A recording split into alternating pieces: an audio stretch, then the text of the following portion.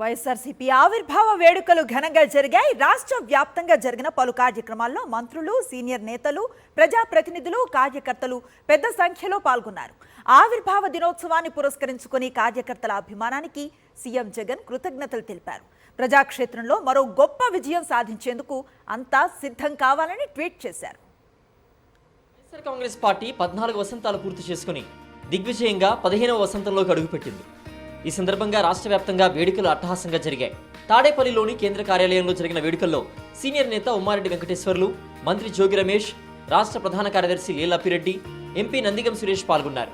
Party పతాకాన్ని ఆవిష్కరించారు. ఈ సందర్భంగా పార్టీ కేంద్ర కార్యాలయంలో జగన్ అనే నేను పేరుతో డిజిటల్ బోర్డును ఏర్పాటు చేశారు. విశాఖలో జరిగిన వేడుకల్లో వైఎస్ఆర్సీపీ ఉత్తరాంధ్ర రీజనల్ కోఆర్డినేటర్ వైవి సుబ్బారెడ్డి పాల్గొన్నారు.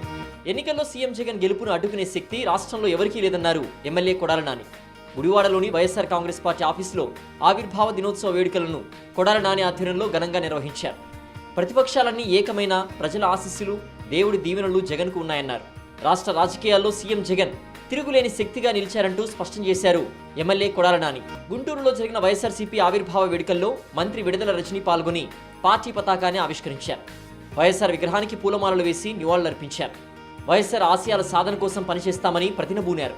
రాష్ట్రంలోని వివిధ ప్రాంతాల్లో జరిగిన కార్యక్రమాల్లో ప్రజాప్రతినిధులు, పార్టీ నేతలు, సమన్వయకర్తలు పార్టీ పతాకాలను ఆవిష్కరించారు. పలుచోట్ల సామాజిక సేవా కార్యక్రమాలు నిర్వహించారు. వైఎస్ఆర్సీపీ ఆవిర్భావ దినోత్సవం సందర్భంగా సీఎం జగన్మోహన్ రెడ్డి కార్యకర్తల కోసం ప్రత్యేకంగా ట్వీట్ చేశారు. పార్టీ కోసం పనిచేస్తున్న కార్యకర్తలకు కృతజ్ఞతలు తెలిపారు. ఆనాడు 100 మంది ఏకమై మనపై యుద్ధానికి వస్తే రక్షణగా నిలిచిన ప్రజల కోసం ప్రారంభమైందే వైఎస్ఆర్సీపీ అని తెలిపారు. ప్రజాక్షేత్రంలో మరోసారి మనం గొప్ప విజయం సాధించేందుకు అంతా సిద్ధమా అని ట్వీట్ చేశారు.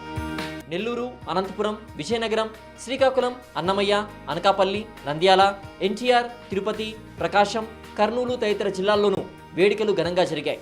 వచ్చే ఎన్నికల్లో మరోసారి పార్టీ విజయం కోసం కార్యకర్తలంతా సైనికుల్లా కృషి చేయాలని సీనియర్ నేతలు కార్యకర్తలకు పిలుపునిచ్చారు. 5 ఏళ్లలో సాధించిన విజయాలను ప్రజలకు వివరించాలని కోరారు.